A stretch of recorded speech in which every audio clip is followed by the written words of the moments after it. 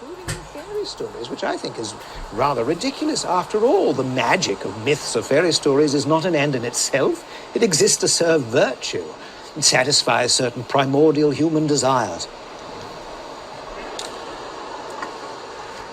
But myths are fiction. The stories they tell aren't true. They're lies and therefore worthless, even though breathed through silver. They're just beautiful lies. You can't seriously believe in fairy tales. Why not? I can, in fact, I do. But this is preposterous. How can you seriously believe a lie? Oh, Jack, myths are not lies. In fact, they're the very opposite of a lie. Myths convey the essential truth, the primal reality of life itself. Go on. Well, you see, we have been duped into using the word myth as being synonymous with a lie, because we have been duped into accepting the first real lie of materialism. And what is that? That is the hideous claim that there is no supernatural order to the universe. The materialists have imprisoned us in a world of mere matter, of physical facts, divorced from and devoid of metaphysical truth. Well, I say that they are lying. I say that they are the ones who have come up with a false myth. Their world doesn't exist. It's merely a figment of their imagination. Well, fine. However, there's a problem. The problem is they have convinced us that it is true. They have made us believe that this is all there is. 3 dimensions, 5 senses, 4 walls. Isn't it? Most emphatically not. Jack, the 4 walls of materialism are the 4 walls of a prison. And the materialists are our jailers. Don't you see? They've put us in a prison of 4 walls. They don't want us to see what's beyond those walls. They don't want us to discover what lies outside their narrow philosophy. Worse than that, they think that any attempt to escape from the prison is an act of treason. Well, wouldn't it be an act of treason against rationality to believe otherwise? Now, Jack, think for a moment. How can it be wrong for a prisoner to think of things that exist other than walls or jailers? Doesn't the fact that the prisoner is able to think of things outside the walls suggest that perhaps things do exist outside the walls? After all, if the prison really is all there is, how are we able to picture things that exist beyond the prison? And this is where myths come in, you see. Myths exist outside the prison. Myths allow us to escape from the prison. Or if we are not able to escape, at the very least, they allow us to catch a fleeting but oh so powerful glimpse of the beauty that lies beyond the walls.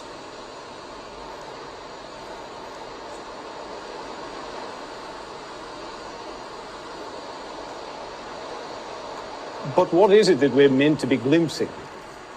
Well, don't you see? The truth, Jack. Myths show us a fleeting glimpse of truth itself. Truth. Truth. What on earth is this truth that you're talking about? Quid est veritas? What is truth? I'm glad to see that you've entered into the spirit of the myth, Jack. You've just cast yourself into the role of Pilate. Pilate? Oh, I see. You're able to believe in the lesser myths because you've already accepted the big one. Once you accept the big myth, the lie of Christ, it's easy to accept the smaller ones. All right, Tollers, I'll play the role of Pilate. I'll wash my hands of the whole nonsense.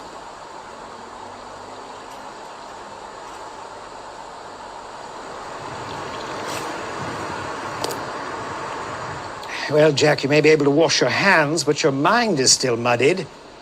You're not thinking clearly at all, old chap. You're acting as if myths are mere arbitrary inventions of fiction, as if we pull them out of thin air. But what you don't understand is that we make things by the law in which we are made. We create because we are created. Creativity, imagination, is God's imageness in us. We tell stories because God is a storyteller. In fact, he is the storyteller. We tell our stories with words. He tells his story with history. The facts of history are his words, and providence is his storyline. Are you suggesting that all of history, that everything around us is all part of some divine myth? We are all part of his story. This very conversation is part of his story. But perhaps it isn't his story, perhaps it's only your story. How can you know that your story, the story that you believe, the Christian story, is any more real than the other stories? But don't you see, it isn't my story, it's his story. You're acting as if Christianity is one myth among many. It's not, it's the true myth. Christianity really happened. Jesus really existed, so did Pilate. And yet it is this true story that makes sense of all the other stories. It is the archetype. It is the story in which all the other stories have their source, and the story to which all the other stories point. It has everything.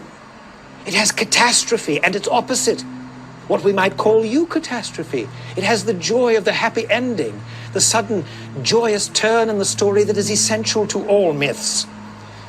It has to a sublime degree this joy of deliverance, this evangelium, this fleeting glimpse of the real joy, to which all other joys are but a distant echo.